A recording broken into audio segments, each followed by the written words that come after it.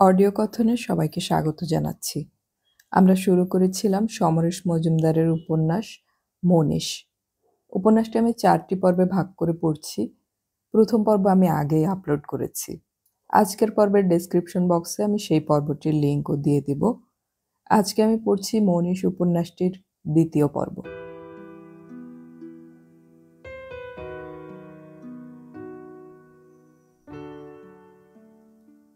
গাড়িতে ফিরে এসে জিনিসপত্রগুলো সে বাংলোয় নিয়ে এলো। তারপর টর্চ জেলে ঘরে ঢুকেই চমকে গেল। ওটা কি? ছোট্ট একটা জন্তু ঘরের কোনায় মরে পড়ে আছে। তার শরীর পচে গেলেও ওটা যে কুকুর তা বুঝতে অসুবিধে হয় না। শিবাজি ছিটকে বেরিয়ে এলো ঘর ছেড়ে। একটা লোমওয়ালা কুকুর চুপচাপ এই ঘরে এসে মরে পড়ে থাকতে পারে না। নিশ্চয়ই কেউ ওটাকে এখানে মেরে ফেলে রেখে গেছে। তারপর পাশের দরজায় গিয়ে দাঁড়ালো। না, এটায় কোনো গন্ধ নেই। শুধু একটা স্প্রিংয়ের খাট এবং ছেঁড়া গদি ছাড়া কোনো আসবাবও নেই। জিনিসপত্রগুলো ঘরের মধ্যে এনে সে দরজাটা দেখে নিল। হ্যাঁ, ছিটকিনিটা অটুট আছে। প্রথমে জানালা দুটো খুলে দিতেই ঘরের অন্ধকার চলে গেল। সুতরাং জ্যোৎস্না এসে পড়ল ঘরের ভেতরে। সুটকেস খুলে দুটো মোটা চাদর বের করে সে খাটের উপর পেতে দিল। আর তখনই মনে হলো আজকের জন্য অনেক হয়েছে, আর নয়। এবার একটু পেটে না দিলেই নয়। ভুটানের হুইস্কি কাঁচাই খেয়ে নিল সে অনেকটা। গত 3 মাসে আজই অনেকটা সময় মদ ছাড়া গেল। কথাটা ভাবতেই হাসি পেল। টি.কে. সেন কিছুই বলেননি, কিন্তু শর্মা তাকে বলেছিল যেন এই সময়টা ড্রিঙ্ক না করে। তাকে নাকি এখন মাথা ঠান্ডা রাখতে হবে। এরকম একটা শ্মশানে এসে ড্রিঙ্কস ছাড়া কোনো মানুষের মাথা ঠান্ডা থাকে কি না তা তার জানা নেই, কিন্তু বোতলটা খুব শিগগিরই শেষ হয়ে যাবে। ইদানিং হাড়িয়া খাওয়ার অভ্যেস তৈরি হয়ে গিয়েছিল, তাই সঙ্গে আর কোনো স্টক নেই। ব্যাপারটা ভাবতেই অস্বস্তি শুরু হলো। এই লোকগুলো ভাত খায় না, যখন তখন নিশ্চয়ই হাড়িয়াও বানায় না। শিবাজি বোতলের অবশিষ্ট অংশের দিকে তাকিয়ে মনে মনে প্রার্থনা করতে লাগলো যাতে তার দুটো চোখে ওটা ফুরোবার আগেই ঘুম আসে। কয়েক মাস আগে ঘুম তাকে ছেড়ে গিয়েছিল। এই তরল পদার্থটি তা ফিরিয়ে দিয়েছে। মন কখনো বিশ্বাসঘাতকতা করে না। যদি করে তাহলে জীবনটি সঙ্গে নিয়ে যায়। সে বড় স্বস্তির। জামাকাপড় খোলেনি, পায়ে জুতো, বিছানায় হেলান দিয়ে পড়েছিল শিবাজি। এবার একটু ঘুম লাগছে। হুইস্কির বোতল শেষ। হঠাৎ তার মনে হলো দরজায় যেন শব্দ হলো। কেউ খুব মৃদু আঘাত করছে। প্রথমে সে ওটাকে মনের ভুল বলে উড়িয়ে দিয়ে আবার চোখ বন্ধ করেছিল, কিন্তু তারপরেই নারী কণ্ঠ শুনতে পেল। খুব চাপা গলায় কেউ ডাকছে, সাব, সাব। নেশাটা অতি দ্রুত পাতলা হয়ে যেতে লাগলো শিবাজির। সে তড়াক করে বিছানা ছেড়ে উঠে দাঁড়াতে গিয়ে টলে গেল। কোনো রকমে খাট ধরে নিজেকে সামলে সে দরজাটা হাতড়ে খুলল। এখন ঘরের মধ্যে জ্যোৎস্না নেই, চাঁদ সরে গেছে সেই কখন। দরজা খুলতেই মেয়েটাকে চোখে পড়ল। সাদা শাড়ি, সাদা ব্লাউজ, মুখ নিচের দিকে নামানো, হাতে কাপড়ে ঢাকা থালা। শিবাজি জড়ানো গলায় বলল, কে তুমি? কি চাই? গলা শুনে মেয়েটা যেন একটু ভয় পেল। তারপর কোনো রকমে থালাটা এগিয়ে ধরল। মেম সাব, খানা ভেজা। মেম সাব? কে মেম সাব? ওহি কুঠি মে হ্যায়। কি আছে ওতে? খানা, রুটি আর সবজি। হাত নাড়ল শিবাজি, যেন শূন্যে মাখন কাটল। নেই চাইয়ে। আমি আজ রাতে কিছু খাবো না, যাও। দরজা বন্ধ করে দিতে গিয়ে তার হঠাৎ খেয়াল হলো মেয়েটি তখনও দাঁড়িয়েছিল পাথরের মতো। সে কপাটে হাত রেখে জিজ্ঞেস করল, তোমার মেম সাহেব এখানে একা থাকেন? হ্যাঁ, হাম और মেম সাব। আপ খানা নেহি খায়েগা? বললাম তো না। চিৎকার করতে গিয়েও থেমে গেল শিবাজি। গায়ে পড়ে ওদের অতিথি সেবা করতে কে মাথার দিব্যি দিয়েছে? তারপরই সে জিজ্ঞাসা করল, তুমি এই বাগানে থাকো? হ্যাঁ, বলে মেয়েটি আর দাঁড়ালো না। বারান্দা দিয়ে এগিয়ে সিঁড়ি বেয়ে নিচে মিলিয়ে গেল। ঘরে দাঁড়িয়ে প্রচণ্ড রাগ হচ্ছিল শিবাজির। খামোকা তাকে ডেকে নেশাটার 12টা বাজিয়ে দিয়ে গেল মেয়েটা। নিশ্চয়ই মিসেস সোম পাঠিয়েছেন ওকে। কিন্তু ভদ্রমহিলা ওর অস্তিত্ব টের পেলেন কি করে? তার মনে পড়ল ওই মেয়েটি তাকে অনুসরণ করছিল। তার মানে সে গাড়ি থেকে নেমে যখন কুলি লাইনের দিকে গিয়েছিল, তখনই মিসেস সোম তাকে দেখতে পেয়ে ওই মেয়েটিকে পাঠিয়েছিলেন খোঁজ খবর নিতে। কুলিদের কাছে কি সে বলেছিল তার পদের কথা? মনে পড়ছে না। বলে থাকলে এই মেয়েটি নিশ্চয়ই সে কথা শুনে এসেছে আর ওর মেম সাহেবকে বলেছে। তাই এই খাতির। কোনো কারণ নেই, তবু এই মুহূর্তে শিবাজি ওই ভদ্রমহিলার উপর ক্ষিপ্ত হলো। নেশার সময় সে কোনো বাধা সহ্য করতে পারে না। টলতে টলতে টর্চ কুড়িয়ে সে পাশের দরজা খুলল। ওটা নিশ্চয়ই বাথরুম, কিন্তু জায়গাটা মরুভূমির চেয়েও শুকনো। এই সময় বাথরুমের পেছনে খুব দ্রুত পায়ের শব্দ উঠল, আর তারপরে জমাদার আসার দরজায় দ্রুত করাঘাত হলো। আবার কে এলো? সে দরজা খুলবে না ঠিক করতেই মেয়েটির চাপা এবং ব্যস্ত গলা শুনতে পেল। সাব, সাব, জলদি খুলিয়ে। একটু অবাক হয়ে এই দরজাটা অনেক কষ্টে খুলল শিবাজি। মেয়েটি সিঁড়িতে দাঁড়িয়ে তখনও হাঁপাচ্ছে।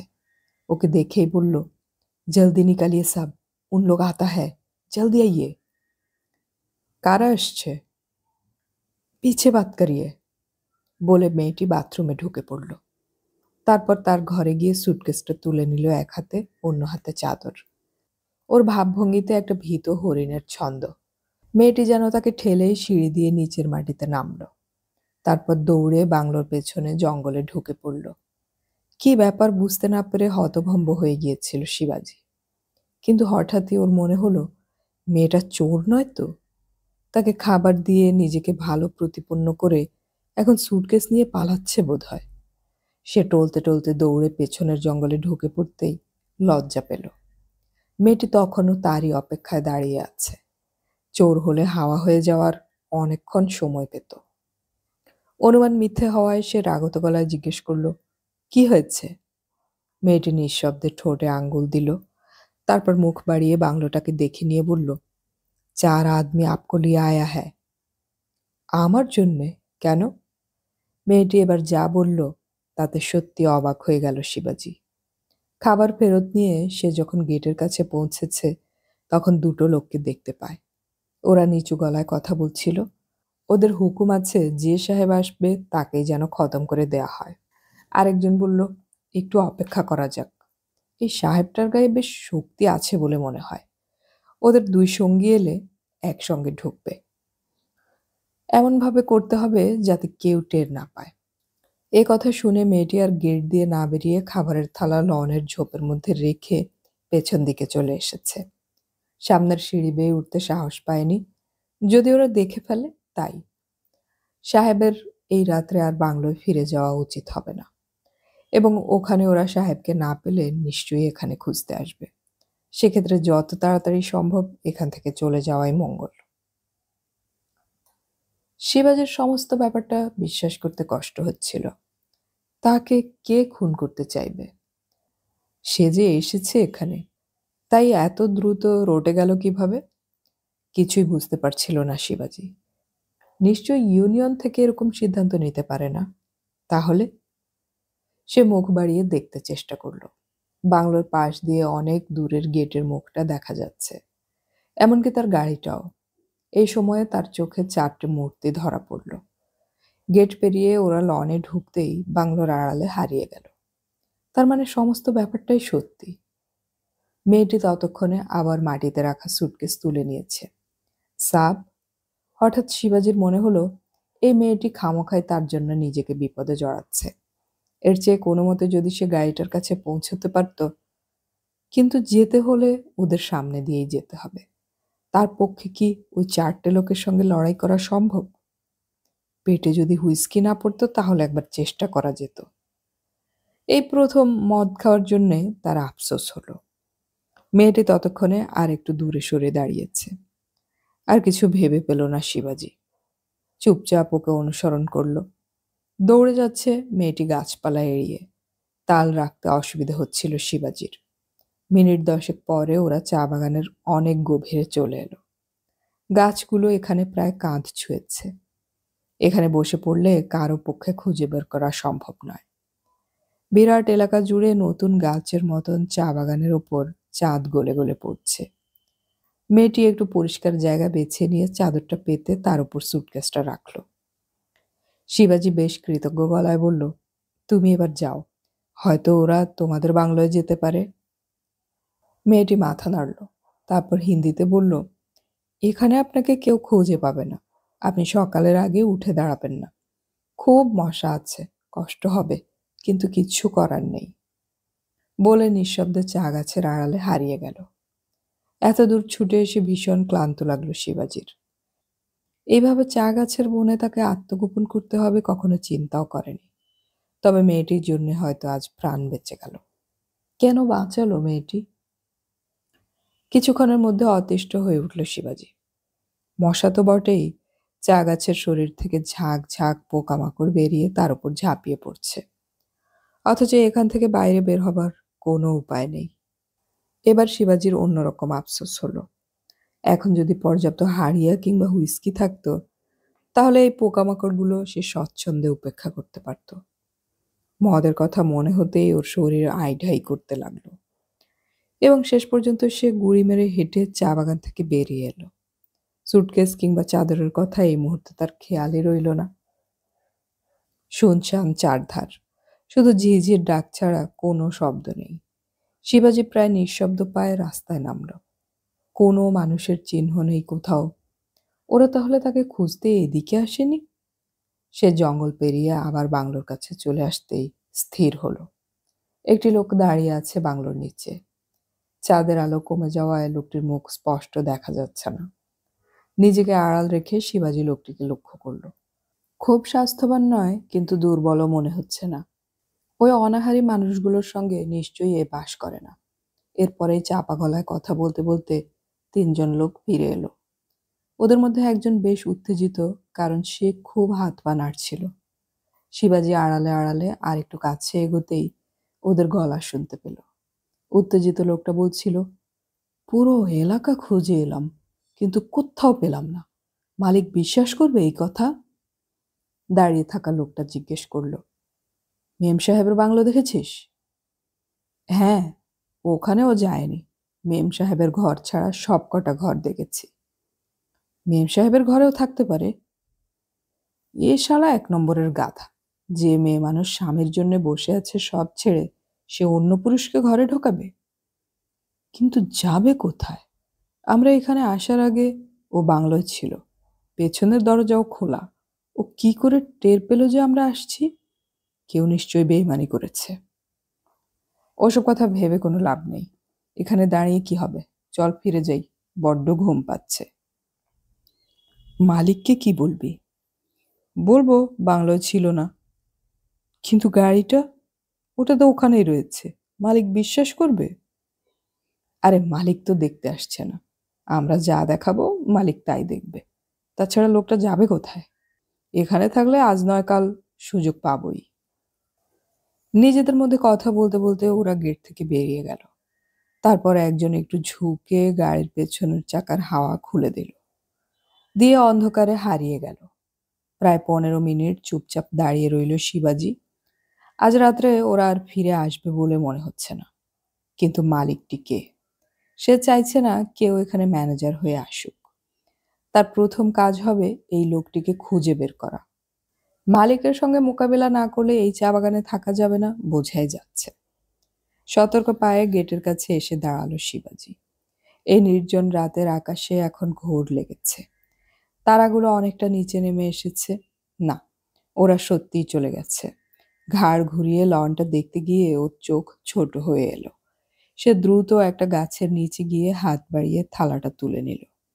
ঢাকাটা সরাতেই কয়েকটা রুটি আর আলুর তরকারি দেখতে পেল। মেয়েটি তাহলে এখানেই রেখে গিয়েছিল এটাকে। এবং এই খাদ্যদ্রব্যটি দেখা মাত্র শিবাজির প্রচণ্ড খিদে পেয়ে গেল। অথচ দুটো রুটি খাওয়ার পর তার আর সেই ইচ্ছেটাই রইল না। এখন একটু বিশ্রাম দরকার। বাংলোয় ফিরে গিয়ে শুয়ে পড়া যাক, কারণ মনে হয় ওরা আজ আর আসবে না। কিন্তু শিবাজির খেয়াল হলো সুটকেস এবং চাদর চা বাগানের মধ্যে পড়ে আছে। অতএব বাংলোতে যাওয়া অর্থহীন। অথচ এই রাত্রে খোলা আকাশের নিচে দাঁড়িয়েও থাকা যায় না। এই সময় তার নজর গেল গাড়িটার দিকে। পেছনের চাকা বসে গিয়ে গাড়িটা বেঁকে রয়েছে। সে থালা বাটি গাছের তলায় রেখে ভেতরে ঢুকে লক করে দিল। চমৎকার! এখানে অন্তত মশা ঢুকবে না। আর ওরা যদি ফিরেও আসে তাহলে হয়তো গাড়ির মধ্যে উকি নাও দিতে পারে। আর বেশি ভাবতে ভালো লাগছিল না। পেছনের লম্বা সিটে শরীরটাকে এলিয়ে দিতেই চোখ বন্ধ হয়ে এলো। অনেক দিন বাদে মদের প্রতিক্রিয়া ছাড়া শুধু ক্লান্তি তার চোখে ঘুম এনে দিল। তখন সেই শ্মশান হতে চলা চা বাগানের ওপর ঢলে পড়া চাঁদ আর আলো ছড়াতে পারছিল না। পৃথিবীর শরীর থেকে একটা গভীর অন্ধকার চুইয়ে ছড়িয়ে পড়ছিল চারধারে। ঠিক সেই সময় পাশের বাংলোর জানালা খুলে গেল। নির্ঘুম রাত কাটানো একটা রমণীর মুখ জানালায়, নিরক্ত গাছের মতো স্থির। রোদ কড়া হবার পর ঘুম ভাঙল শিবাজির। ভাঙতেই সেই লোকগুলোর কথা মনে পড়ে যাওয়ায় তড়াক করে উঠে বসল সে। হাত ঘড়িতে এখন সবে 7টা, কিন্তু মনে হচ্ছে প্রচুর বেলা হয়ে গেছে। চারধারে ময়লা এবং অগোছালো অবস্থা। অন্যমনস্ক হয়ে সে বাংলোয় উঠে এসে ঘরের দরজায় দাঁড়াতেই চমকে উঠল। পরিষ্কার করে বিছানা পাতা, সুটকেসটা একটা টেবিলের উপরে সযত্নে রাখা। ঘরে ঢুকে বাথরুমের দিকে তাকাতেই বিস্ময় আরও বেড়ে গেল। সেখানে 2টো বড় বালতিতে জল এবং মগ রেখে দেওয়া হয়েছে। এত পরিচর্যা কে করল? সঙ্গে সঙ্গে শিবাজির মনে মেয়েটির মুখ ভেসে এলো। আশ্চর্য, এত সহৃদয়তা মেয়েটি দেখাচ্ছে কেন? কাল থেকে জলের স্পর্শ পায়নি সে। দরজা বন্ধ করে বাথরুমে ঢুকে গেল। আহ, জলের ছোঁয়া কি আরামদায়ক! অনেক দিনের পুরনো ভালোবাসার মতন। নিজেকে সতেজ করে শোয়ার ঘরে ফিরে এলো শিবাজি। এখন 1 কাপ চা পেলে হতো। আর সেই সময় তার চোখে খালি হুইস্কির বোতলটা পড়ল। দ্রুত এগিয়ে সে ওটাকে তুলে নিয়ে পরীক্ষা করল। একদম তলায় সামান্য তলানি পড়ে আছে। সঙ্গে সঙ্গে শরীরের প্রতি কোষ উন্মুখ হয়ে উঠল। সে বোতলটা নিয়ে বাথরুমে ঢুকে তাতে কিছুটা জল ঢেলে নাড়াতে লাগলো। বোতলের গায়ে জড়িয়ে থাকা অ্যালকোহল যেন জলের সঙ্গে মিশে যায়, একটুও বাদ না পড়ে। এই সময় দরজায় কেউ নক করল। শিবাজির হাত আচমকা স্থির হয়ে গেল। কে এসেছে? সে লোকগুলো নয় তো? শিবাজি বোতলটা টেবিলের উপর নামিয়ে রাখলো। তারপর সতর্ক চোখে ঘরটায় চোখ বোলালো। না, আত্মরক্ষা করার মতো কোনো অস্ত্র নেই। আবার শব্দ হতেই সে চেঁচিয়ে উঠল, কে? চা। নরম নারী কণ্ঠের শব্দটা উচ্চারিত হতেই শিবাজির উত্তেজনা শিথিল হয়ে গেল। সে এগিয়ে গিয়ে দরজা খুলতেই মেয়েটিকে দেখতে পেল। আজ সকালে অন্য শাড়ি পরেছে মেয়েটি। হাতের ট্রেতে চায়ের পট, কাপ এবং প্লেটে কয়েকটা বিস্কুট। নিঃশব্দে ঘরে ঢুকে টেবিলের উপর নামিয়ে রাখতে রাখতে বোতলটাকে দেখল মেয়েটা। শিবাজি সেটা লক্ষ্য করেই জিজ্ঞাসা করল, তোমাকে এসব করতে কে বলেছে? মেয়েটি জবাব না দিয়ে মাথা নিচু করে দাঁড়ালো। শিবাজি আবার জিজ্ঞাসা করল, তোমার মেম সাহেব জানে? মেয়েটি ঘাড় নেড়ে হ্যাঁ বলল। কিন্তু এতে তোমার বিপদ হতে পারে। ওরা জানলে? ওরা গতকালই সন্দেহ করেছিল কেউ আমাকে খবর দিয়েছে। তোমার এসব না করাই ভালো। মেয়েটি নিচু গলায় বলল, জানি। জানো যখন করছো কেন? তোমার মেম সাহেবকে এই কথাটা বলে দিও। মেয়েটি সেই ভঙ্গিতেই জিজ্ঞাসা করল, আপনি এখানে থাকবেন না? কেন থাকবো না? এই বাগানকে না বাঁচিয়ে আমি ফিরবো না। শিবাজি দেখল মেয়েটির মুখ কথাটা শোনা মাত্র উজ্জ্বল হয়ে উঠল। 2টো চোখ হাসিতে মাখামাখি। বলল, চা ঠান্ডা হয়ে যাচ্ছে, খেয়ে নিন। বলে দ্রুত পায়ে ঘর ছেড়ে বেরিয়ে গেল।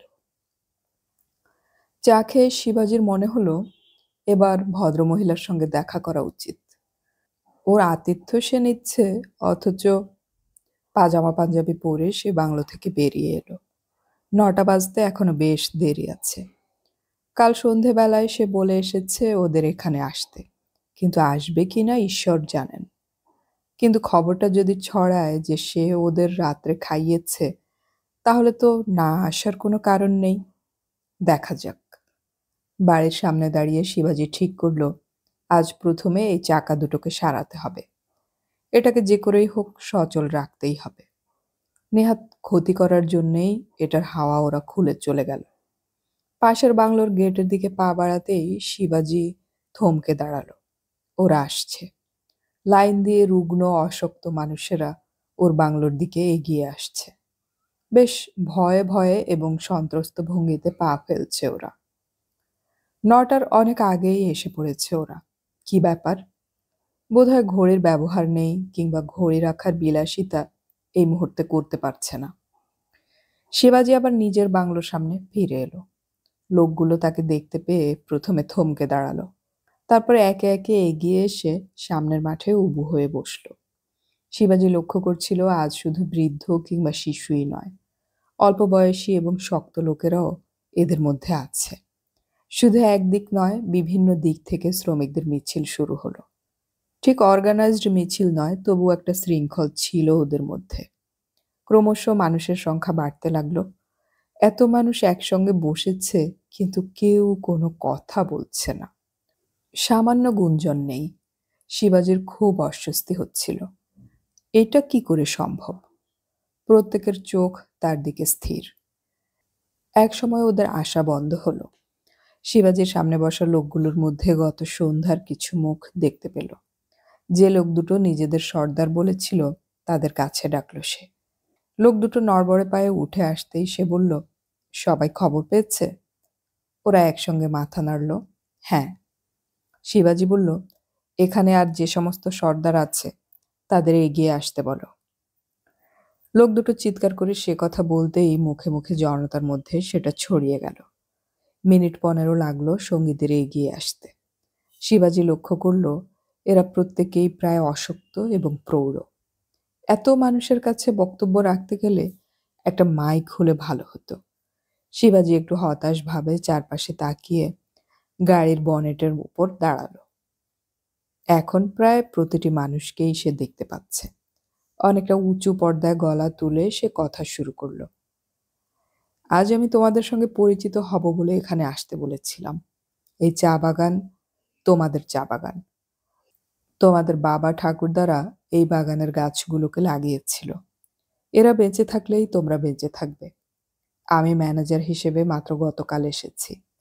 আমি কথা দিচ্ছি, আমি তোমাদের পাশে থাকব। আমি জানি কয়েক মাস হলো তোমরা মাইনে পাচ্ছ না, তোমাদের পেটে খাবার নেই। তোমরা আন্দোলন করেছিলে কয়েকটা দাবি নিয়ে, কারণ তোমাদের মালিকরা তোমাদের সুখ সুবিধে দেখছিল না। কিন্তু যে হাঁস ডিম দেয় তার পেট কাটলে হাজার হাজার ডিম পাওয়া যায় না, বরং হাঁসটাই মরে যায়। তোমাদের ইউনিয়নের কোনো দোষ আমি দিচ্ছি না, তাদের এই কথাটা বোঝা উচিত ছিল। যা হোক, এখন মালিক বদল হয়েছে। দেশের খুব বড় কোম্পানি এই বাগান কিনেছে। তারা চায় যে এই বাগানের কাজ ভালো হোক, তাতে এই দেশের উপকার হবে। তারা মনে করে তোমাদের ঠকিয়ে, তোমাদের কষ্ট দিয়ে সেই কাজ হবে না। আমি তোমাদের সুখ স্বাচ্ছন্দ্য দেখব, আর তোমরা আবার মন দিয়ে কাজ শুরু করবে। এই বাগানের যা অবস্থা, তাতে কাজ শুরু করতে এখনো কিছুদিন দেরি হবে।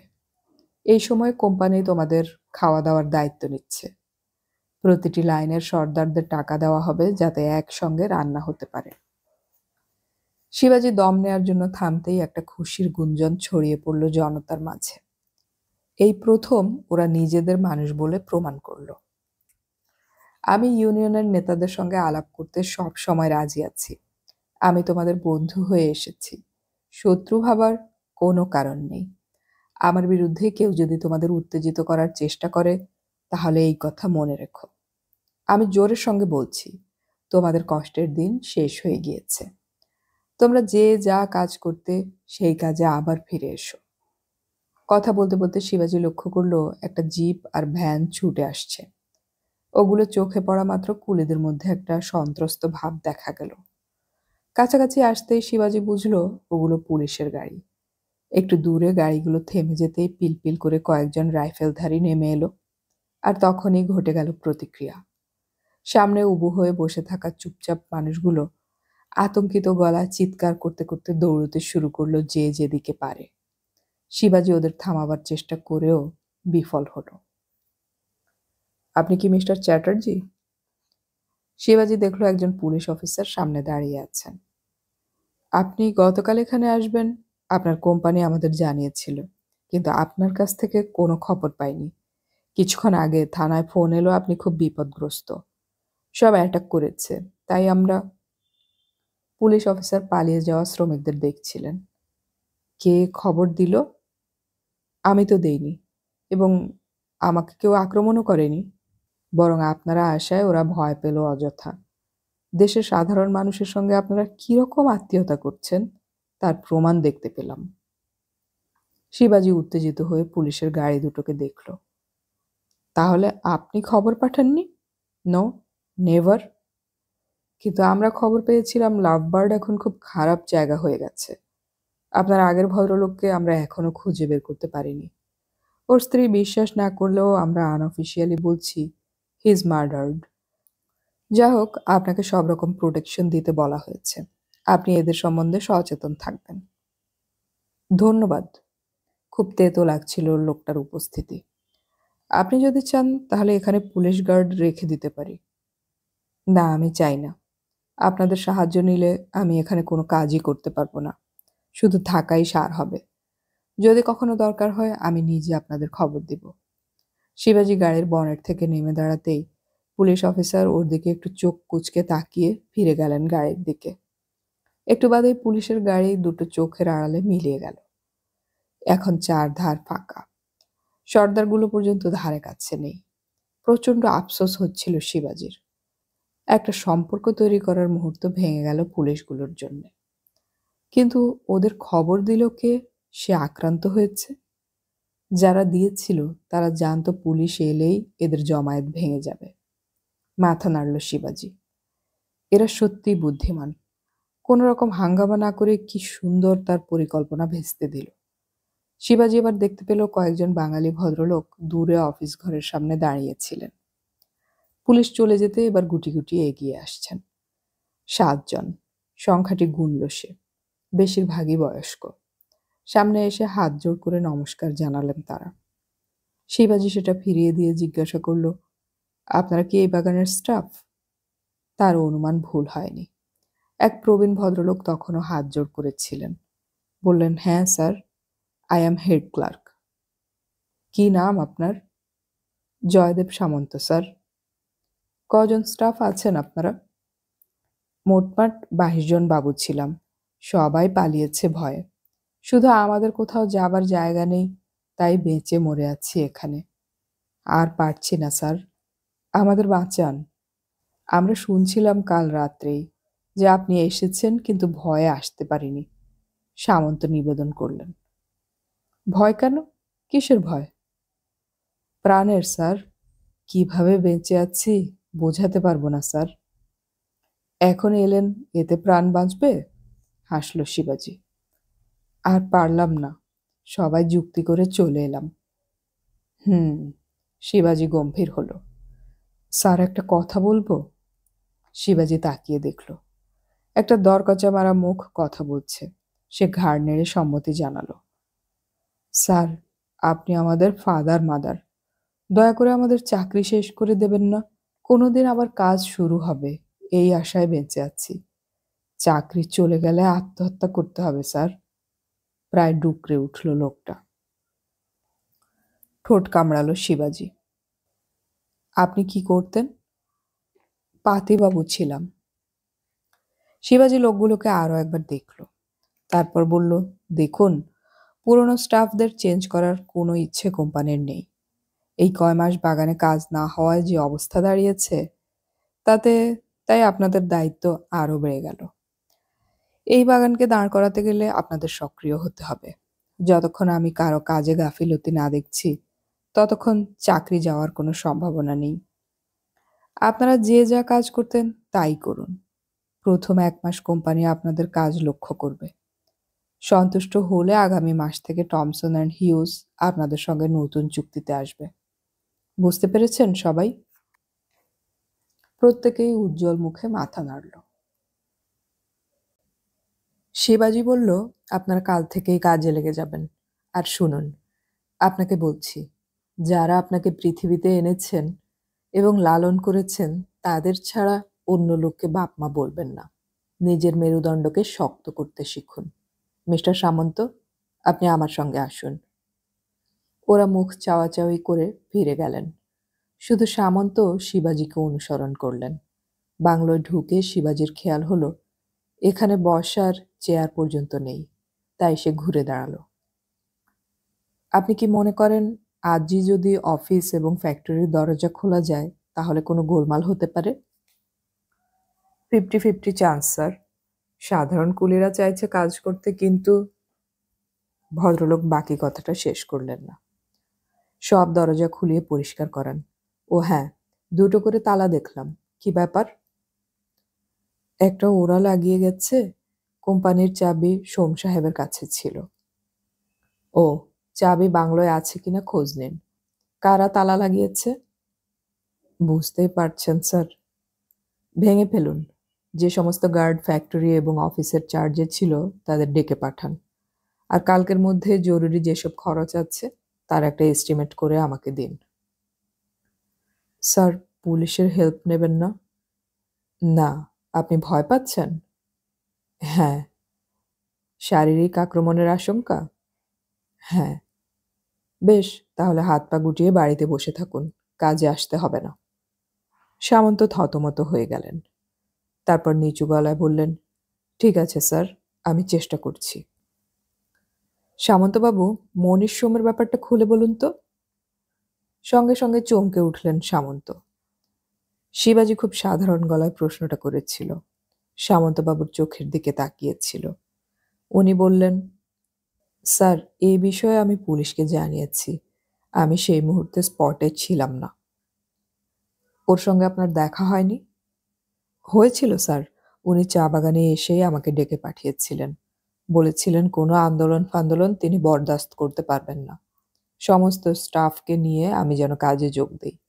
তারপর উনি ইউনিয়নের নেতাদের ডেকে পাঠালেন। তাদের সঙ্গে কি আলোচনা হলো জানি না, কিন্তু তারপরেই কুলিরা খুব উত্তেজিত হয়ে উঠল। তিনি খুব জেদ করে কুলিদের বোঝাবেন বলে ওদের মধ্যে চলে গেলেন। তারপর আর ওকে পাওয়া যায়নি। এইসব কথা আমি পুলিশকে বলেছি স্যার। সামন্ত কথাগুলো শেষ করে মুখ নামালেন। শিবাজীর মনে হলো ভদ্রলোক কিছু চেপে গেলেন। সে জিজ্ঞাসা করল, ওর স্ত্রীর সঙ্গে আপনার আলাপ আছে? হ্যাঁ, আমি ওকে বুঝিয়ে বলতে গিয়েছিলাম। উনি কিছুতেই বাগান ছেড়ে যাবেন না। রোজ সকালে একটি মদেশিয়া মেয়েকে সঙ্গে নিয়ে লাইনে লাইনে ঘুরে বেড়ান স্বামীর খবর পাওয়ার জন্য।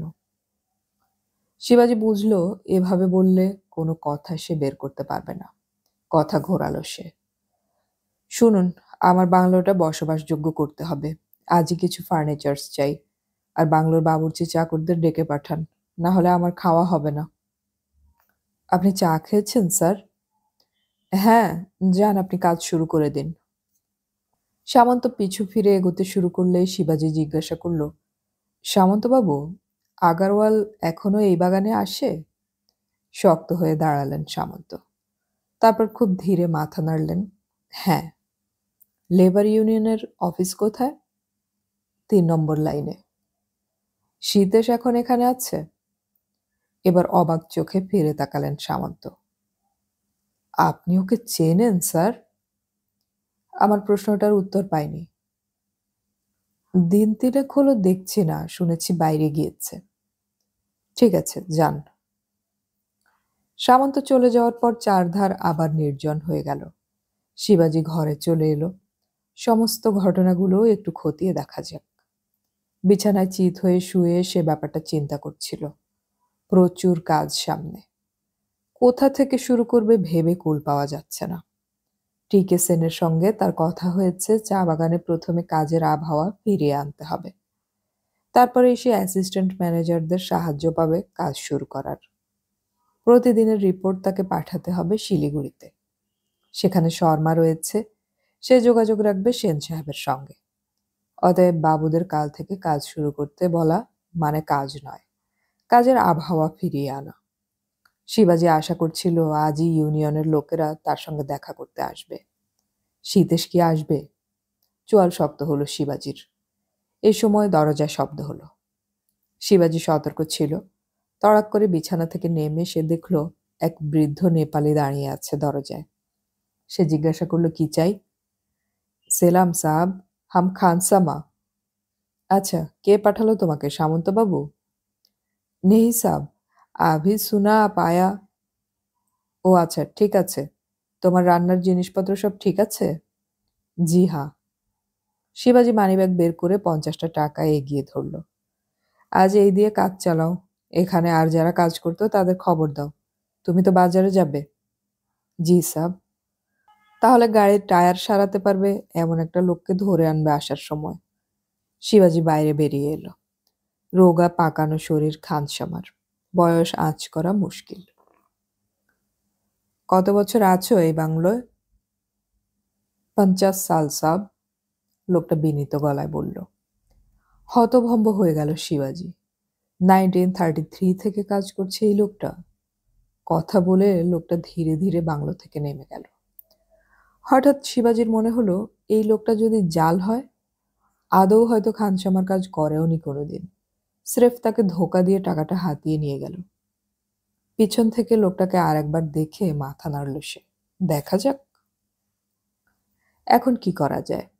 শিবাজি ঠিক করলো বাগানটাকে ঘুরে দেখা দরকার, কিন্তু এতটাই এলাকা পায়ে হেঁটে ঘুরতে গেলে সারাটা দিন কেটে যাবে। সে ধীরে সুস্থে অফিস অঞ্চলে গেল। সামন্তবাবু এখনো ফিরে আসেননি। শিবাজি সাঁকোর উপর দাঁড়ালো। চমৎকার জায়গা। খানিকটা বাদেই পাহাড় শুরু হয়েছে বলে ভালো বৃষ্টি পায়। একপাশে তরাইয়ের বিশাল জঙ্গল। সাহেবরাই একটি জিনিস ভারতবর্ষকে দিয়ে গেছে। কথাটা ভাবতেই হাসি পেল তার। আমরা বলি স্বাধীনতা দেওয়ার সময় সাহেবরা দেশটাকে ভাগ করে গিয়েছে, কিন্তু কেউ ভাবি না এদেশ কখনোই জোড়া ছিল না। সাহেবরা এই দেশে এসে টুকরো টুকরো রাজ্যগুলোকে জুড়ে দিল। যা কিছু কৃতিত্ব ওদেরই। এখন অবশ্য এসব কথা ভাবতে ভালো লাগে না। জনমানব শূন্য এরকম একটা জঙ্গলে এলাকায় এত বড় একটা শিল্প স্থাপন করার কথা ওরাই তো ভাবতে পেরেছে। স্বাধীন হয়ে আমরা সেগুলোকে আবার জঙ্গলের পথে ঠেলে দিচ্ছি।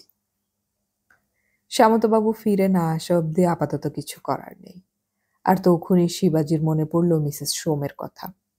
ভদ্রমহিলা প্রতিদিন স্বামীকে খুঁজে বেড়াচ্ছেন। যা শুনেছে সে তাতে স্পষ্ট সোম বেঁচে নেই। উনি কি এই খবরটা জানেন না? তাছাড়া একটা জিনিস তার বোধগম্য হচ্ছে না। ওদের তো খুব অল্প দিন বিয়ে হয়েছিল। এত অল্প সময়ের মধ্যে কি করে এমন টান জন্মালো যাতে মিসেস সোম নিজের জীবন বিপন্ন করে এখানে থেকে গেছেন স্বামীর জন্যে? সেন সাহেব চান শিবাজি সোমের ব্যাপারটা তদন্ত করুক। সামন্তর সঙ্গে কথা বলে তার মনে হয়েছে এর ভেতরে বেশ রহস্য আছে। ম্যানেজার হিসেবে লাভবার্ডে এসে তার কর্তব্য মিসেস সোমের সঙ্গে দেখা করা। এছাড়া ভদ্রমহিলা ইতিমধ্যে তাকে যথেষ্ট ঋণী করেছেন পরিচারিকাকে পাঠিয়ে। শিবাজি ঠিক করল চাবি চাইবার অজুহাতে সে ভদ্রমহিলার সঙ্গে দেখা করবে। শোকাতুরা মহিলার সঙ্গে কথা বলতে তার অস্বস্তি হয়, কিন্তু এই ক্ষেত্রে তো অন্য কোনো উপায়ও নেই। ধীরে ধীরে ফিরে এলো শিবাজি বাংলোর কাছে। বন্ধ গেট খুলে সে এগিয়ে গেল ভেতরে। লনটা পরিষ্কার এবং ফুলের গাছগুলোও বেশ তাজা। সিঁড়ির নিচে দাঁড়িয়ে সে কাউকে দেখতে পেল না। এত বড় বাংলোয় যে মানুষ আছে তা বাইরে থেকে বোঝার উপায় নেই। শব্দ করে সে সিঁড়ি ভেঙে উপরে উঠল। লম্বা বারান্দার একপাশে প্রতিটি দরজা বন্ধ, অর্থাৎ কেউ নেই বাংলোতে। সামন্তবাবুর কথা খেয়াল হলো ওর। ভদ্রমহিলা রোজ লাইনে লাইনে ঘুরে বেড়ান। দরজাগুলোয় বাইরে থেকে তালা দেয়া নেই। তাহলে পেছনের দরজা দিয়ে নেমে গেছেন মহিলা। বারান্দার উপর পেতে রাখা বেতের চেয়ারে আরাম করে বসল শিবাজি। সকাল থেকে এই আরামটুকু চাইছিল শরীর। বসেই বুঝতে পারল। ঘড়িতে এখন সময় বেড়েছে। রোদের রং ধারালো হয়েছে। খিদে পাচ্ছিল শিবাজির। আর তারপরেই শরীরটা আইঢাই করতে লাগলো। এক ফোঁটা মদ নেই সঙ্গে। খানসামাটাকে বলে দিলেই হতো তখন। এ অঞ্চলে ভুটানি মদ পাওয়া যায়। এত টেনশনের মধ্যে শরীর মদ ছাড়া স্থির থাকতে পারে না। অস্থির লাগছিল শিবাজির। সে চেয়ার ছেড়ে উঠে দ্রুত নিচে নেমে গেল। খানসামাটার ফিরে আসতে এত দেরি হচ্ছে কেন? লন পেরিয়ে গেটের দিকে পা বাড়াতে বাড়াতে সে যেন আচমকা বরফ হয়ে গেল। কালকের সেই মেয়েটি গেট খুলছে। তার কনুইতে একটা বেতের বাস্কেট ঝোলানো। মেয়েটির পেছনে যিনি দাঁড়িয়ে তার বয়স আন্দাজ করার মতো মানসিক অবস্থা শিবাজির ছিল না। এত অপরূপা কখনো সে দেখেনি। বাঙালি মেয়েদের তুলনায় যথেষ্ট লম্বা মহিলা, ছাড়া ফিনফিনে চুল পিঠে উঠছে সামান্য বাতাসে। বিশাল চোখে পৃথিবীর সব সমুদ্র জমে গাঢ় হয়ে রয়েছে। ওর নাক আর ঠোঁটের গড়নে চট করে ভেনাস ছাড়া আর কারো মুখ মনে পড়ে না। সরু ভুরু একবার গুটিয়ে পাখির মতো ডানা মেলে দিল। মেয়েটি তাকে দেখছিল। ঘাড় ঘুরিয়ে সে ভদ্রমহিলাকে কিছু বলে মাথা নিচু করে শিবাজির পাশ দিয়ে বাংলোর ভেতরে চলে গেল। ভদ্রমহিলা তখনও গেটে হাত রেখে দাঁড়িয়েছিলেন। শিবাজি সচেতন হয়ে হাত জোড় করল। নমস্কার, আমি অনধিকার প্রবেশ করেছি বলে মার্জনা চাইছি। ভেবেছিলাম আপনারা বাংলোয় আছেন। আমার নাম শিবাজি চ্যাটার্জি, কোম্পানি আমাকে পাঠিয়েছে। ভদ্রমহিলার ঠোঁট দুটো সামান্য নড়ল। আলতো করে নমস্কার শব্দটা বেরিয়ে এলো। তারপর পিঠ থেকে আঁচলটা কাঁধের ওপর টেনে সামনে নিয়ে এলেন। শিবাজির মনে হলো এতে যেন রূপ আরো খুলে গেল। ভদ্রমহিলা অত্যন্ত মর্যাদার সঙ্গে হেঁটে এলেন। আসুন। শিবাজি এক মুহূর্ত চিন্তা করল। চাবিটা দরকার। বারান্দার বেতের চেয়ারে বসে সে সামনের দিকে তাকালো। বেশ কড়া রোদ বাইরের মাঠে, জঙ্গলের ওপরে। শুধু পাখির চিৎকার ছাড়া কোনো যান্ত্রিক শব্দ বা মানুষের অস্তিত্ব বোঝা যাচ্ছে না। দোতলায় উঠেই দেখেছিল ঘরের দরজা খোলা। পরিচারিকাটি খুলছে। মহিলা নিঃশব্দে ভেতরের ঘরে চলে গেলেন। শিবাজি বুঝতে পারছিল শুধু রূপ নয়, মহিলা অসাধারণ ব্যক্তিত্বের অধিকারী। মিনিট 5 বাদে মহিলা এলেন। এর মধ্যে শাড়ি পাল্টেছেন তিনি। সামান্য ঘরোয়া হয়েছেন। মহিলার পেছনে সে মেয়েটি এলো, হাতে কফির কাপ আর বিস্কিট। নিঃশব্দে বেতে টেবিলে নামিয়ে রেখে সে চলে গেল। শিবাজির বিপরীত দিকে বসলেন মহিলা। তারপর গলা নামিয়ে বললেন, আপনি নিশ্চয়ই আমার পরিচয় জানেন। অবশ্যই, মিস্টার সোমের ব্যাপারটার জন্য আমি দুঃখিত। ভদ্রমহিলা মুখ ফিরিয়ে আকাশের দিকে তাকালেন।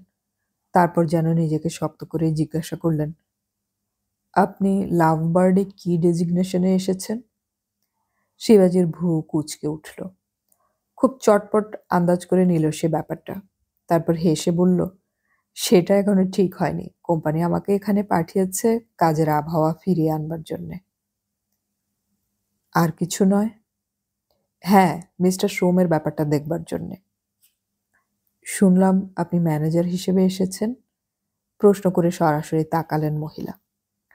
শিবাজি প্রায় মিথ্যে কথাটা বলল। মিস্টার সোমের ব্যাপারটা ডিসাইডেড না হওয়া পর্যন্ত ওটা আইনসম্মত নয়, তাই না? এবার ভদ্রমহিলার মুখ উজ্জ্বল হয়ে উঠল। শিবাজির মনে হলো উনি যেন স্বস্তির নিঃশ্বাস ফেললেন। তারপর জিজ্ঞাসা করলেন, আপনি এর আগে কোন বাগানে ছিলেন? মুরগিদের বাগানে, পোল্ট্রি করতাম। অবশ্য চা বাগানের কিছু তিক্ত অভিজ্ঞতা ছিল। আপনি মিস্টার সোমের কোনো খোঁজ পেলেন? ধীরে ধীরে মাথা নাড়লেন ভদ্রমহিলা। না, আর পাবো বলেও মনে হয় না। একটা বিরাট ষড়যন্ত্র চলছে এখানে। তাহলে? কি তাহলে? আমি এখানে একা রয়েছি কেন?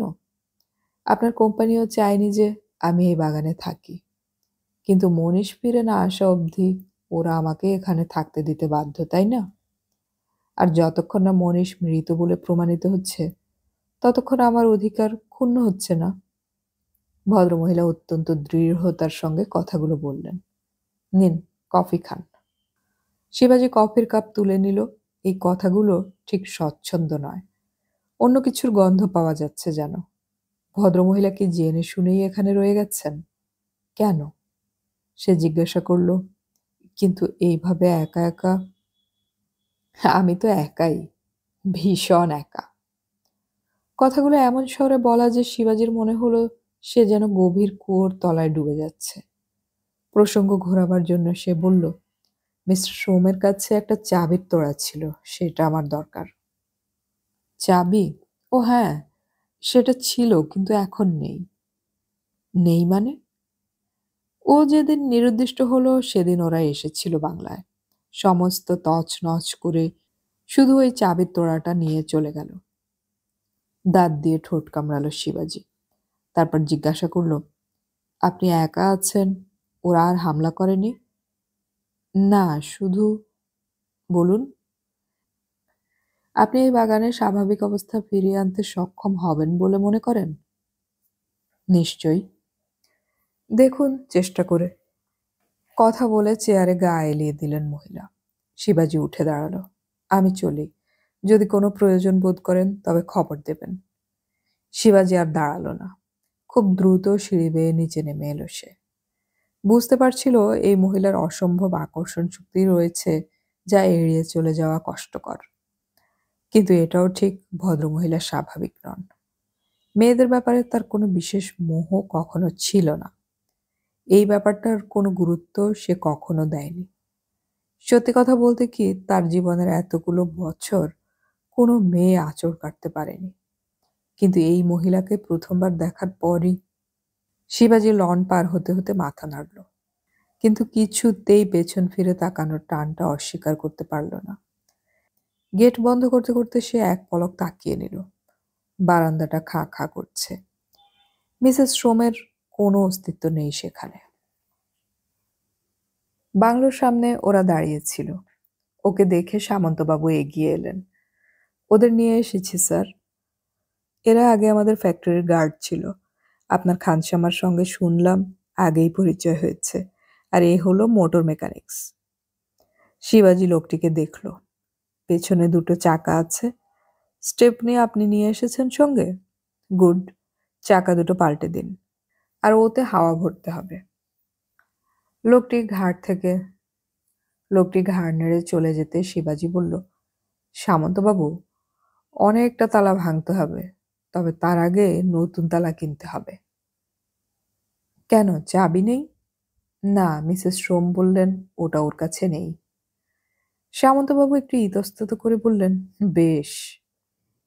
শিবাজি বলল, এক কাজ করুন, এই 4 জন গার্ডের ডিউটি ভাগ করে দিন।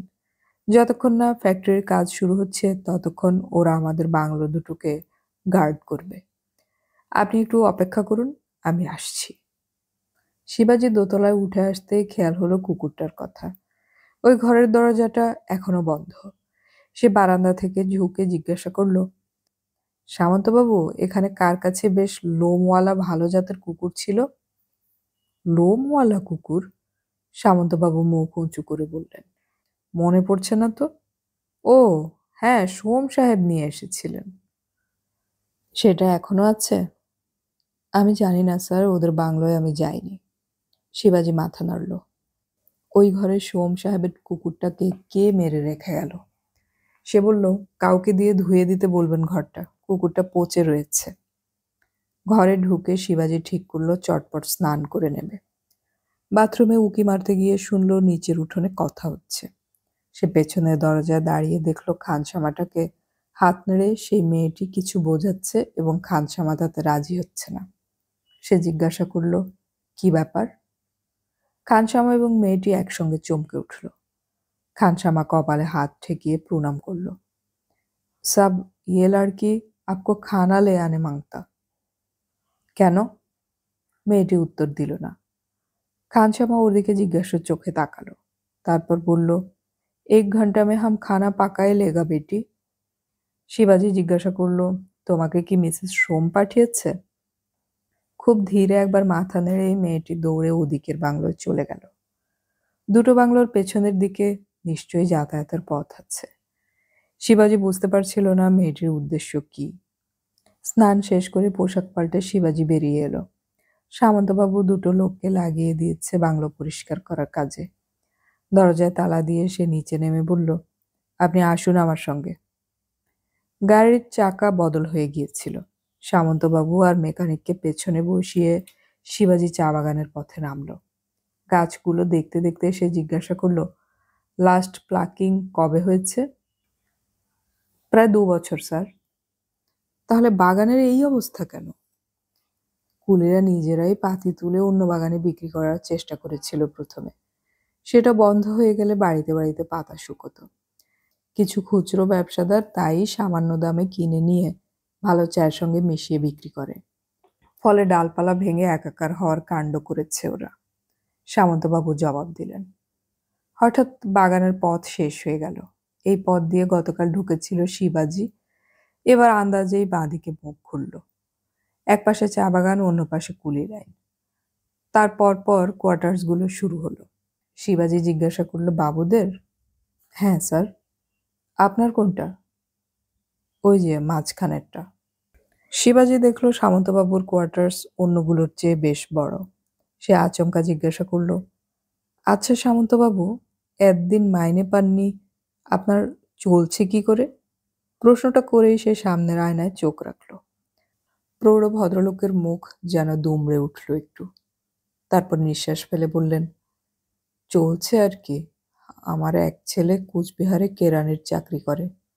সে টাকা পাঠায় 100 করে, আর বউয়ের গয়না বিক্রি করে কোনো রকমে টিকে আছি। মেয়েটার বিয়ে দেব কি করে জানি না। কয় ছেলে মেয়ে আপনার? 4টে, 2 মেয়ে 2 ছেলে। বড় মেয়েটির বিয়ে দিয়েছি ফালাকাটায়। শিবাজির মনে হলো প্রৌঢ় এই মুহূর্তে সত্যি কথা বলছেন। মিথ্যে কথা এত আন্তরিকতায় বলা সম্ভব নয়। অন্য কোনো সূত্রে টাকা পাচ্ছেন না এই লোকটি। একটু বাদেই সাঁকো ছাড়াতেই ওরা বাজার এলাকায় এসে পড়ল। খুব বড়সড় না হলেও লাভবার্ডের এই গঞ্জটি নেহাত ছোট নয়। সব রকম দোকানই আছে এখানে। একটা গ্যারেজের সামনে গাড়িটাকে দাঁড় করাতে বললেন সামন্তবাবু। শিবাজি থামতেই মেকানিক নেমে পেছন থেকে চাকা দুটো বার করে বলল, আমি এগুলোকে ঠিক করে রাখছি, যাওয়ার সময় নিয়ে যাবেন। কত দিতে হবে? না না, কিছু দিতে হবে না স্যার। আপনি নতুন ম্যানেজার হয়ে এসেছেন, এ তো আমাদের সৌভাগ্য। এককালে আমি বাগানের কাজ কত করেছি, শুধু অধমকে মনে রাখবেন। শিবাজি দেখল একটি রোগা মতন মানুষ হাত জোড় করে নমস্কার করছে গাড়ির জানালায় ঝুঁকে। সামন্তবাবু বললেন, ইনি হচ্ছেন বটুবাবু, ওই গ্যারেজের মালিক। শিবাজি মাথা নাড়ল, কিন্তু কোনো কথা বলল না। সে ঠিক করলো চাকা দুটো ফিরিয়ে নিয়ে যাওয়ার সময় পয়সা দিয়ে যাবে। খামোখা কারো দয়া নিতে যাবে কেন? দুপাশে চায়ের বাগান, মাঝখানে এই গঞ্জটা চা বাগানের এখতিয়ারের নয়। লাভবার্ডের পাশে আরেকটি শিল্প গড়ে উঠেছে, সেটি হলো কাঠের ব্যবসা। টিম্বার মার্চেন্টদের বড় বড় সমিল রয়েছে দুধারে। ঘণ্টাখানেক ঘুরে ঘুরে দেখল শিবাজি। কিছু সরকারি অফিস রয়েছে লাভবার্ডে। সামন্তবাবুকে জিজ্ঞাসা করে সে স্টেট ব্যাংকের অফিসে গিয়ে সেন সাহেবের দেওয়া একটা বেয়ারার চেক ভাঙিয়ে নিল। তারপর জিজ্ঞাসা করল, এখানে ফার্নিচারের দোকান আছে? না স্যার, কুচবিহারে আছে। তবে কিছু সাধারণ বেতের চেয়ার, চা গাছের টেবিল লোকাল লোক বানায়। আমি তাদের খবর দিয়েছি, বিকেলের মধ্যে বাংলোয় পৌঁছে যাবে। ওসব দেখার পর আর কি চাই বলে দিলে আমি কুচবিহারে অর্ডার পাঠিয়ে দেব, সামন্তবাবু বললেন। একটা চৌমাথায় এসে গাড়ি থামালো শিবাজি। তারপর শর্টান দরজা খুলে রাস্তা পেরিয়ে দোকানটা চলে এলো। একটা প্রায় বাচ্চা ছেলে কাউন্টারে ঝুঁকে পড়ে পুরনো কাগজ পড়ছিল। ওকে দেখে সোজা হয়ে বলল, কি দেব? শিবাজির শরীরের রক্ত চনমনে হয়ে উঠল। আলমারিতে থরে থরে সাজানো আছে বিভিন্ন রঙের বোতলগুলো। সে ছেলেটিকে জিজ্ঞাসা করল, ভুটানের জিনিস নেই? ঘাড় নাড়ল ছেলেটি। না, আমরা ওসব বিক্রি করি না। ওই পাশের রেস্টুরেন্টে পাবেন। ওগুলো বিক্রি করা বেআইনি। শিবাজি ছেলেটিকে দেখল। তারপর দুটো বড় হুইস্কির বোতল কিনে হাতে ঝুলিয়ে গাড়িতে চলে এলো। চৌমাথা দাঁড়ানো মানুষেরা এই দৃশ্য অবাক হয়ে দেখল। ওই দোকান থেকে যারা মদ কেনে তারা এইভাবে দেখিয়ে দেখিয়ে নিয়ে যায় না। সামন্তবাবু আঁতকে উঠেছিলেন। শিবাজি বোতল দুটো পিছনের সিটে ফেলে দিতে তিনি সসংকোচে বললেন, এ আপনি আনতে গেলেন কেন? ওদের বললেই বাংলোয় পৌঁছে দিত। শিবাজি স্টিয়ারিংয়ে বসে জিজ্ঞাসা করল, কেন, কি হয়েছে? না না, মানে আপনাকে মানায় না। হঠাৎ মাথার ভেতর আগুন জ্বলে উঠল শিবাজির। ইঞ্জিন বন্ধ করে সে ঘুরে বসে জিজ্ঞাসা করল, আমাকে কি মানায় সামন্তবাবু? বাংলোয় বসে পা নাচাবো আর আপনারা চাকরের মতো সবসময় হাত জোড় করে থাকবেন? আর ম্যানেজার ছাড়া অন্য কারোর সঙ্গে আড্ডা মারতে পারবো না, শনিবার ক্লাবে গিয়ে হুল্লোড় করব, আর আপনারা যখন সেলাম করবেন তখন অবহেলায় অন্যদিকে তাকিয়ে থাকবো, এই তো? আমাকে কি মানায় না বানায় সেটা আমি জানি। দয়া করে এ ব্যাপারে আমাকে কোনো কথা বলবেন না। ওর কথার উত্তাপে কুঁকড়ে গিয়েছিলেন সামন্তবাবু। কোনো রকমে বলতে পারলেন, আমি স্যার ঠিক ও কথা মানে। চুপ করুন। শিবাজি গাড়ি চালু করলো। ওর ইচ্ছে করছিল এখনই বোতলটা খুলে প্রকাশ্যে খায়। নিজের গাড়ির মধ্যে খাওয়াটা নিশ্চয়ই বেআইনি নয়। সামনের আয়নায় চোখ রেখে সে দেখল সামন্তবাবু মুখ নিচু করে বসে আছেন। বৃদ্ধের মুখ খুব করুণ হয়ে গেছে। তৎক্ষণাৎ ইচ্ছেটাকে বাতিল করল শিবাজি। গ্যারেজের সামনে এসে প্রথমে লক্ষ্য করেনি 3টে গাড়ি দাঁড়িয়েছিল। সামন্তবাবু দরজা খুলে নেমে গেলেন খবর নিতে। ঠিক সেই সময় বাবুরাম আগারওয়াল নেমে এলেন একটা গাড়ি থেকে। দুহাত জোর করে বললেন, নমস্তে বাবুজি, আবার আপনার সঙ্গে দেখা হলো। শিবাজি একটু চমকে গিয়েছিল। সেটা সামলে হেসে বলল, মনে হচ্ছে এখন আমাদের ঘন ঘনই দেখা হবে। বাবুরাম বলল, সে তো ভালো কথা। এইমাত্র খবর পেলাম আপনি ওই হতচ্ছাড়া চা বাগানটার ম্যানেজার হয়ে এসেছেন। তা কি মনে হয়, ওটাকে মানুষ করতে পারবেন? দেখি, গোল্ডেন টি এস্টেট থেকে তো সরে পড়তে হয়েছিল, তাই এরা আপনাকে খুঁজে বের করলো কি করে? মিটিমিটি হাসছিল বাবুরাম। যাদের গরজ থাকে তারা খুঁজে নেয়। এই যেমন আপনি আমার সম্পর্কে এত খোঁজ খবর নিয়েছেন। শিবাজি তাকিয়ে দেখল সামন্তবাবু এগিয়ে আসছেন। পেছনে চাকা দুটো নিয়ে মেকানিক্স আর বটুবাবু। সে ব্যাগ খুলে একটা 5 টাকার নোট বের করে বলল, সামন্তবাবু, ওকে দিয়ে দিন, অনেক সময় নষ্ট করেছে আমার জন্য। চাকা দুটো তুলে দিয়ে সামন্তবাবু নোটটা মেকানিক্সের হাতে দিতেই বটুবাবু চেঁচিয়ে উঠলেন, ছি ছি ছি, এ কি করছেন স্যার? না না, দিতে হবে না। শিবাজি লক্ষ্য করছিল বাবুরামকে দেখা মাত্রই সামন্তবাবু কেমন মিইয়ে গেছেন। জড়সড় হয়ে দাঁড়িয়ে আছেন একপাশে। সে ওকে ডাকলো, কি হলো, উঠে পড়ুন, নাকি পুরনো মালিককে দেখে ভক্তি জানাবেন? সামন্তবাবু উঠতেই বাবুরাম বলল, বাবুজি, আপনি কাল গাড়ি বিক্রি করার কথা বলছিলেন না? তা ভাড়া গাড়িতে না চড়ে আমার একটা কিনেই নিন, সস্তায় পড়বে। চাকরদের কেউ ভক্তি করে না, যদি করে তো মালিককেই করে। বলে সোজা চলে গেলেন নিজের গাড়ির দিকে। শিবাজি এক পলক তাকিয়ে থেকে মাথা নাড়ল। না না, এখনই ঝগড়াঝাটি করাটা ঠিক হবে না। পায়ের তলায় মাটি না থাকলে কুমিরের সঙ্গে লড়াই করা উচিত নয়। সে গাড়ি ছাড়তেই পেছন থেকে সামন্তবাবু বলে উঠলেন, উফ, কি ডেঞ্জারাস লোক। কার কথা বলছেন? আপনার প্রাক্তন মালিক তো বেশ কথা বলেন। গাড়ি চালাতে চালাতে বলল শিবাজি, ওই মুখ মিষ্টিটাই ছিল কুরে কুরে বাগানটার সর্বনাশ করে দিয়ে গেছে। কিন্তু আপনি ওকে দেখে এত ভয় পাচ্ছিলেন কেন? এখন তো বাবুরাম আপনার মালিক নয়। শিবাজি হেসে আয়নায় চোখ রাখল। সামন্তবাবু সজোরে মাথা নাড়লেন, না স্যার, আপনি ওকে এত লাইটলি নেবেন না। ও যা ইচ্ছে করতে পারে। বাবুদের কোয়ার্টার্সের সামনে এসে শিবাজি চট করে রাস্তা ছেড়ে মাঠে নামল। সামন্তবাবুর কোয়ার্টার্সের সামনে দাঁড়িয়ে গাড়ি থামিয়ে সে বলল, বেলা হয়েছে সামন্তবাবু, যান নাওয়া খাওয়া শেষ করে আসুন। সামন্তবাবু খুব অবাক হয়ে গিয়েছিলেন। আপনি আমাকে বাড়ি অবধি পৌঁছে দিলেন স্যার? ছি ছি ছি। ছি ছি কেন? আপনি হলেন ম্যানেজার আর আমি। সামন্তবাবুর কথা থেমে গেল। দুটি ছেলে মেয়ে এবং একজন বয়স্কা দরজা খুলে বিস্ফোরিত চোখে এদিকে তাকিয়ে আছে। সামন্তবাবু দরজা খুলে নেমে নমস্কার করতেই শিবাজি মত পাল্টাল। গাড়ি থেকে শর্টার নেমে এসে বলল, সামন্তবাবু, আপনার কোয়ার্টার্স আমি দেখব। আমার কোয়ার্টার্স? কেন স্যার? খুব ঘাবড়ে গেলেন ভদ্রলোক। ম্যানেজার হিসেবে আপনারা কেমন আছেন সেটা দেখা আমার কর্তব্য। উনি কি আপনার স্ত্রী? মহিলাকে ইঙ্গিত করল শিবাজি। হ্যাঁ স্যার, আমার ওয়াইফ। শিবাজি সঙ্গে সঙ্গে এগিয়ে গিয়ে নমস্কার করল। আমি এখানে এসেছি ম্যানেজার হিসেবে। ভদ্রমহিলা বোধহয় বাইরের লোকের সঙ্গে কথা বলতে অভ্যস্ত নন। সসংকোচে ঘোমটাটা আরো একটু টেনে দিলেন।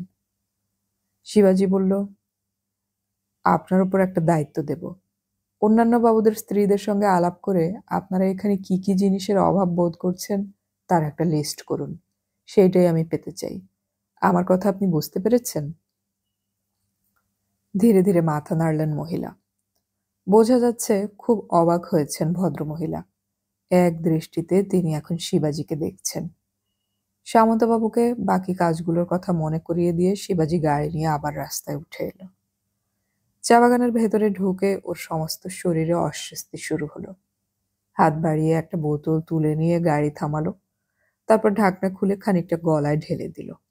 জ্বলতে জ্বলতে মদ পেটে নামছে। প্রথমে শরীরটা গুলিয়ে উঠল। শিবাজি ঠোঁটে ঠোঁট চেপে সেটাকে সামলালো। তারপরে চমৎকার হালকা হয়ে গেল শরীরটা। এখন একটু জল পেলে হতো। আরো কিছুটা কাঁচা মদ খেয়ে নিয়ে শিবাজি গাড়ির স্টিয়ারিং ধরল।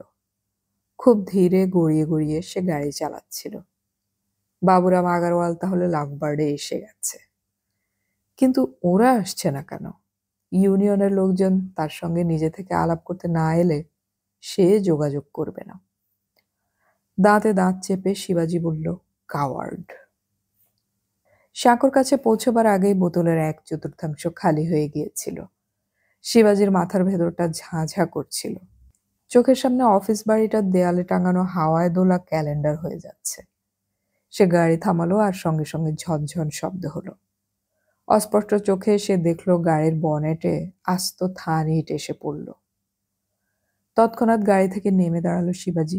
মাটিতে পা রাখতেই শক্ত হলো শরীর। না, চোখের সামনে কেউ নেই। ইটটা তুলে নিলে সে বনেট থেকে। এটা আর একটু ওপর দিয়ে এলে সামনের কাছ চুরমার হতো। শিবাজি একটু এগিয়ে চিৎকার করল, যে ইট ছুঁড়েছে সে সামনে এসে বলো কি চাই, আমাকে মেরে কি লাভ হবে? কেউ সাড়া দিল না। দুপাশের অনেক গাছপালা এবং ছোট্ট নদী প্রায় স্থির। শিবাজি বাংলোর সামনে গাড়ি দাঁড় করাতেই দেখল কয়েকজন লোক দাঁড়িয়ে আছে। ওকে দেখেই তারা সেলাম করলো। গাড়ি থেকে নেমে সে জিজ্ঞাসা করলো, কি চাই? একটি লোক বলল, হাম লোক ভুকা হ্যায় সাব। অবহেলায় পকেট থেকে ব্যাগ বার করে সে একটা নোট ছুঁড়ে দিয়ে টলতে টলতে বাংলোর ভেতরে ঢুকতেই থমকে দাঁড়ালো। বাংলোর সিঁড়ির নিচের ধাপে মিসেস সোম দাঁড়িয়ে আছেন। তার দৃষ্টি শিবাজির মুখের উপর স্থির। মাথাটা কিছুতেই পরিষ্কার হচ্ছে না। শিবাজি বুঝতে পারল তাতে ঘৃণা এবং অবহেলা ঠিকরে উঠেছে। তারপর নিঃশব্দে ওর পাশ কাটিয়ে বেরিয়ে গেল। শিবাজি শূন্যে হাত নাড়ল। তারপর টলতে টলতে উপরে উঠে নিজের বিছানায় আছড়ে পড়ল। স্প্রিংয়ের খাটটা প্রচণ্ড প্রতিবাদ করে চুপ করে গেল। শিবাজির খুব ঘুম পাচ্ছিল।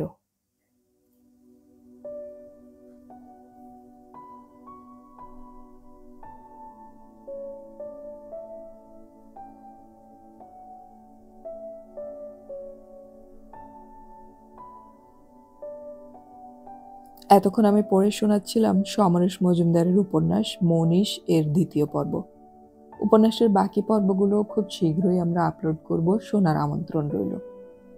পরবর্তী পর্বগুলো আপলোড করার সাথে সাথে নোটিফিকেশন পেতে হলে আমাদের সাবস্ক্রাইব বাটনের পাশের বেল আইকনটি চেপে রাখুন। আমাদের গল্প পাঠ আপনাদের কেমন লাগছে তা কমেন্টে অবশ্যই জানাবেন। গল্প পড়ি, গল্প শুনি, বাংলা গল্প ছড়িয়ে পড়ুক সবখানে।